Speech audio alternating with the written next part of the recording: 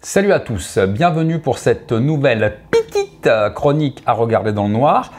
Alors pourquoi petite? Tout simplement parce que le film dont on va vous parler, on a essayé d'écrire une vidéo complète dessus et au final on n'a pas trouvé grand chose à en dire. Et que surtout, on s'est dit que ça allait être vachement dur de faire une vidéo complète sans spoil comme des bâtards.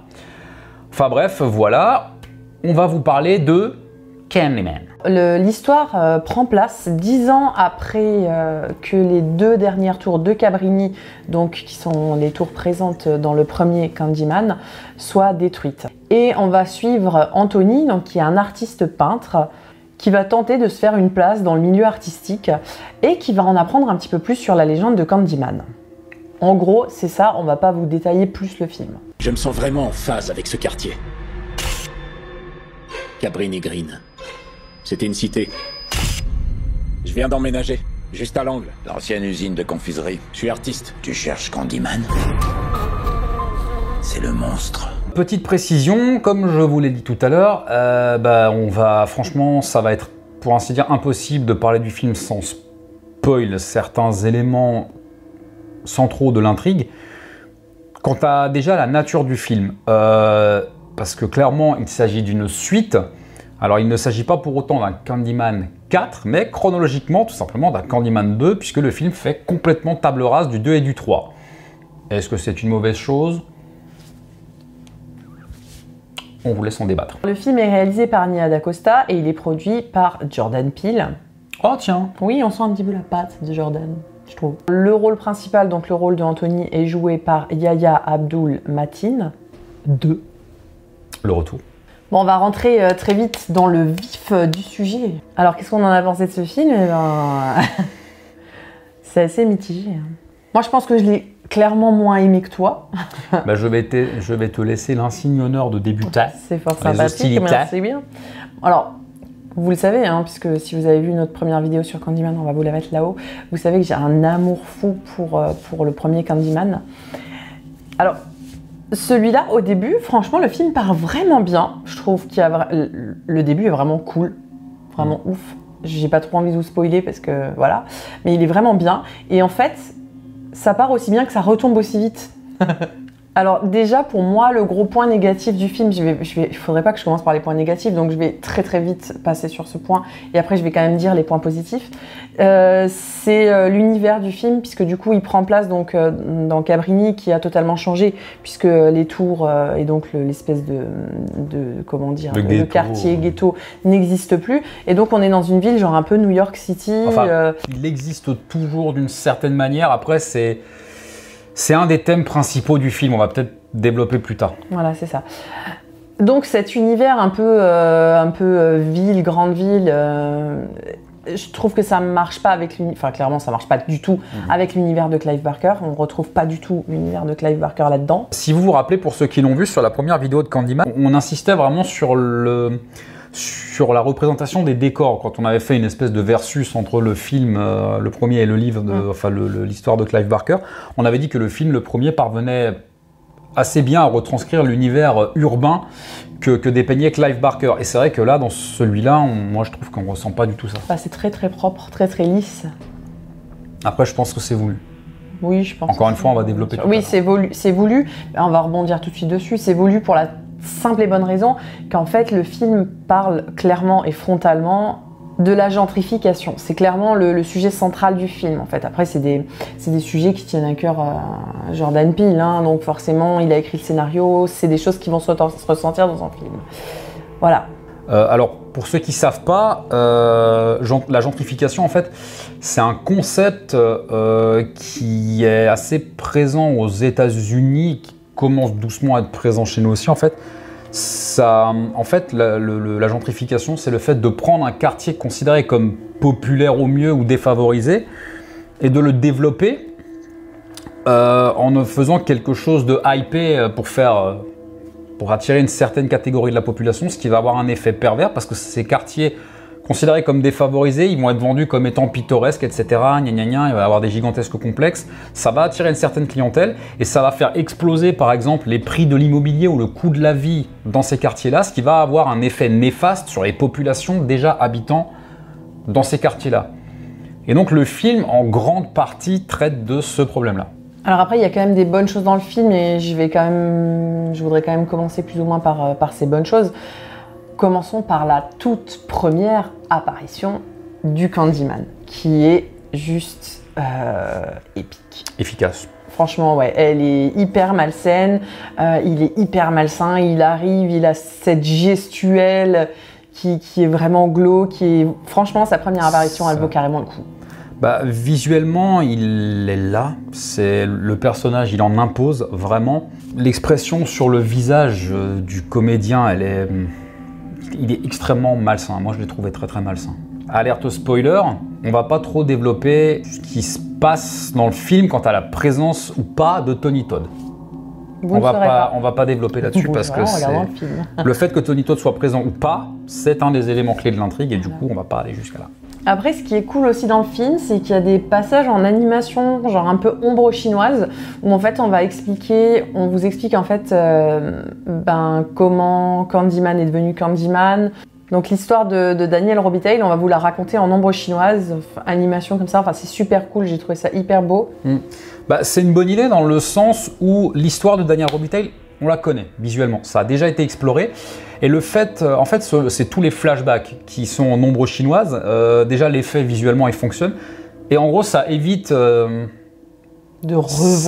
revoir, voilà, de te recoller des flashbacks ou des stock shots des premiers films. C'est vrai que ça, c'est intéressant. Ouais. Même si pour moi, le procédé, il est un peu trop utilisé dans le film. Mais après, ça fonctionne. Après, il y a aussi toute une thématique autour du miroir. Et d'ailleurs, il y a un meurtre qui est juste magnifique. Alors, il n'y a pas beaucoup de super meurtres dans le film. Je suis désolée, il y a, pour moi, un seul bon meurtre. Bah, ceux qui sont... Parce que souvent, les autres sont hors champ. Bah, il y a franchement, les jeux de miroir sont assez intéressants dans le film. Mais ça retombe très très vite à ce niveau-là parce qu'il y a des concepts très intéressants mais qui sont mal exploités, sont pas du tout exploités en fait. C'est ça, oui. Mais le concept du miroir est intéressant et il y a un meurtre autour de ce concept-là qui est vraiment vraiment cool. Après, malgré ces éléments qui sont bons et qui pourraient faire de ce film un film cool, malheureusement il souffre quand même de sa longueur. Alors ce qui est fou parce qu'il dure 1h30, mais il est énormément bavard. Il y a énormément de blabla qui servent à rien. Comme je vous l'ai dit, les meurtres sont hors champ et du coup, il y a un problème de rythme, il manque de rythme. Il y a un problème de scénario. Pourtant, Jordan Peele nous a habitués à mieux parce que c'est lui aussi qui avait écrit les scénarios de ces deux films, Us et Get Out. Et pourtant, il y a vraiment un problème de scénario. Les personnages, certains sont assez mal écrits. Enfin, il y a des couacs comme ça qui passent pas et qui font que le film est vraiment très très moyen. Pour moi, il est même en dessous de moyen, tu vois. Genre sur 10, il doit être à 4, tu vois. Et puis, il manque pour moi tout ce que j'avais aimé dans le premier et notamment tout ce côté romantique, mais un peu romantique glauque. Ça manque, donc... la bande-son manque. Oui, la bande-son du premier, elle manque. Ouais, clairement, ouais, la bande-son était ouf. Après... Même si le film est bancal, tu peux pas douter de la sincérité de la démarche en fait. Le film, tu sens qu'il est sincère. Voilà, tu sens que les personnes qui ont fait ce film, c'est pas qu'une histoire de gros sous. Bon, ça par contre, tu peux pas enlever ça au film parce qu'il y a un concept, franchement, autour du personnage du Candyman qui est franchement intéressant, qui aurait mérité. En fait, pour moi, ce film, c'est un pétard mouillé et il est putain de frustrant. Moi, j'ai été frustré derrière ce film parce qu'il avait un tel potentiel. Le concept, franchement, autour du Candyman, t'aurais pu faire un truc de fou avec. Du coup, t'aurais même pu décliner ça en franchise après. Et pour moi, là, après le film, j'ai toujours envie de voir la suite. Ceux qui ont vu la fin comprendront de quoi je parle. Mais ce film, il est putain de frustrant. Parmi les points positifs que moi j'ai relevés, j'aurais relevé les mêmes que toi. Le personnage de Candyman, franchement, il est là, il en impose, voilà, il est efficace. La variation autour du personnage du Candyman, elle est intéressante. Il y a même une partie body horror que j'ai bien aimé, même si ça aurait pu être plus poussé parce que ça nous laisse un peu sur notre faim. Voilà, les thèmes abordés, l'histoire des jeux de miroir, etc. Visuellement, il y a des choses très intéressantes, mais ça s'arrête là, ça sauve pas pour moi le film du naufrage. Alors moi, pour moi, c'est un film qui est moyen, qui avait du potentiel. Et moi, parmi les choses qui m'ont le plus gêné, il y en a une en particulier. Alors, je sais pas si c'est parce que nous, ça nous parle moins en Europe, peut-être que c'est des thématiques trop américaines pour qu'on puisse les appréhender. Mais pour moi, le film, il est presque trop engagé pour être honnête. Je vais prendre un exemple. On a parlé tout à l'heure du mot gentrification. Mais rien que ce mot gentrification, mais je sais pas combien de fois il est prononcé dans le film. C'est bon, on a compris que c'était le thème du film. Après, je pense que c'est effectivement très américain, même si c'est des choses qu'on a quand même en France. Enfin, ça commence à arriver, on le voit hein, pas loin de chez nous. Enfin, bon, si vous êtes à Strasbourg, vous connaissez peut-être certains coins qui sont comme ça. Bref. Histoire culte. Mais je pense que c'est clairement des sujets très américains parce que c'est des sujets qu'on a vus notamment dans Shameless, donc la série Shameless. C'est clairement aussi le noyau hein, de cette série. On l'a vu aussi dans South Park. C'est une satire, mais on le voit aussi dans South Park avec. Ouais, mais c'est montré de manière assez frontale quand même. Soko Soba et Sodo Sopa. Sodo Sopa, voilà. Enfin voilà. The Quartier of the Maison à Kenny. C'est très américain comme. Enfin, ça arrive en France et clairement il y en a aussi en France, mais c'est des sujets qui touchent peut-être beaucoup plus les Américains que nous, peut-être, je ne sais pas. Ouais, alors, par contre, le film, il résonne étrangement aujourd'hui. Alors, il faut savoir une chose. Le film, alors, je veux pas choquer, mais franchement, quand tu regardes le film, tu es obligé de faire un parallèle avec ça. Le film a été tourné avant la mort de George Floyd. Oui. Mais le film, à ce niveau-là, il est putain de prémonitoire, oui. quoi. Ouais. Le film, il résonne étrangement. Ça, du coup, tu dis, waouh, effectivement, putain, les thématiques, elles sont vraiment là, elles sont vraiment fortes. Mais après, je parle pas de ces thématiques-là parce que c'est quelque chose de très présent en ce moment, qui a traumatisé une grande partie de la population américaine, enfin du monde entier, hein, je veux dire. Mais quand je dis que le film est trop engagé pour être honnête, je parle vraiment au niveau du thème de la gentrification. Pour moi, c'est trop matraqué, c'est trop présent. Le film, il est gangréné par son propre propos, en fait. Et du coup, ça tient plus la route. Et moi, ça m'a vraiment gêné. Après, ce qui m'a gêné aussi, c'est les personnages, quoi, qui sont tous absolument ultra stéréotypés, quoi. Je vais prendre l'exemple du personnage principal, mais c'est l'archétype de l'artiste maudit qui n'est pas respecté par ses pairs, qui est méprisé clairement, hein, qui essaye de se faire une place, mais qui en même temps vit dans un grand loft en centre-ville, à je sais pas quel étage, en gros, En fait, le film, il essaie un peu de t'expliquer que ce personnage-là, il bénéficie de cette gentrification qu'il dénonce à travers ses œuvres. Et du coup, t'as le côté archétype de l'artiste maudit, etc. Ça fonctionne pas. Moi, franchement, il y a des moments donnés, certains personnages m'ont donné l'impression de me retrouver devant un Scary Movie. On s'est fait la réflexion, quoi. Après, le récit, il est super confus, quoi. Pour moi, c'est super bordélique au niveau de la narration. Ouais, clairement. Alors peut-être que notre avis est biaisé parce qu'on vous livre une critique entre guillemets à chaud, quoi. Mais moi, ce film-là, il me laisse un goût amer quand même. Parce que j'en attendais.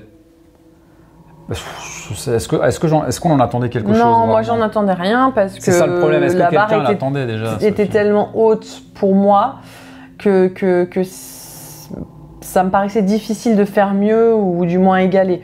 Après, c'est possible, hein, on a eu des bonnes surprises avec Halloween, hein, voilà. Mais je m'attendais pas à quelque chose de ouf non plus, quoi, clairement. Je sais, alors il a ses admirateurs comme ses détracteurs, mais je pense que le film aurait été plus efficace si Jordan Peele l'avait réalisé.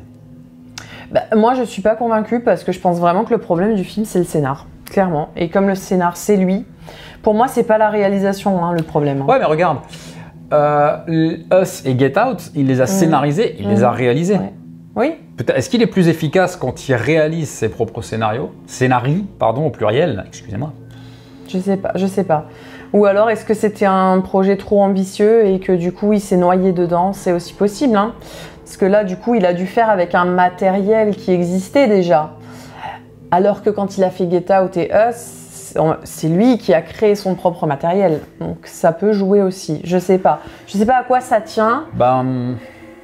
Est-ce que le film souffre pas des conditions dans lesquelles il a été tourné? Parce que la réalisatrice, Visiblement, elle en a quand même pas mal chié pendant le tournage parce qu'elle n'était pas super respectée par certains de ses collègues de travail, on va dire. Oui, du fait d'avoir été une femme. Une femme afro-américaine en plus.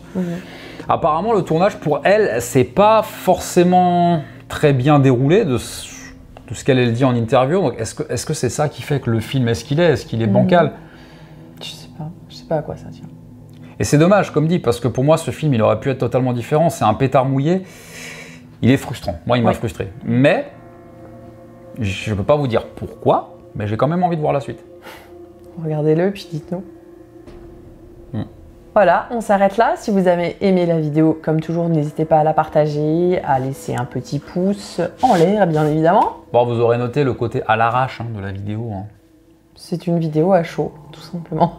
Alors, vous pouvez nous suivre toujours sur les réseaux sociaux, Twitter, Facebook et Instagram. En attendant, faites de beaux rêves. Et si vous faites des cauchemars, n'oubliez pas,